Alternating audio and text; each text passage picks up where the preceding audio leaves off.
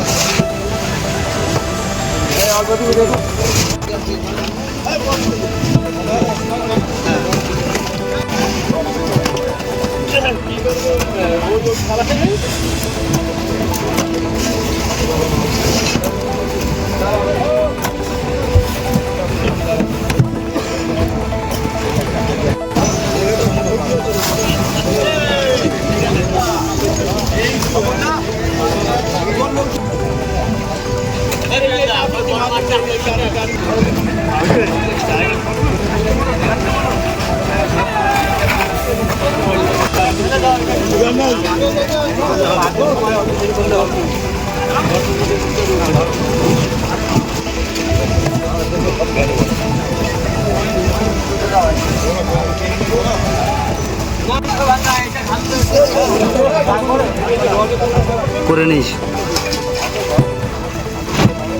হ্যাঁ হ্যাঁ, দুটো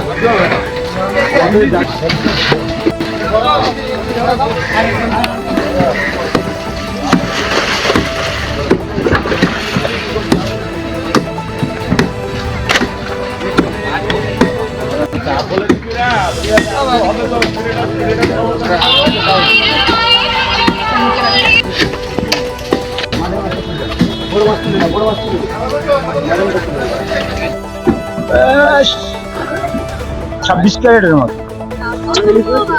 মোটামুটি হয়েছে।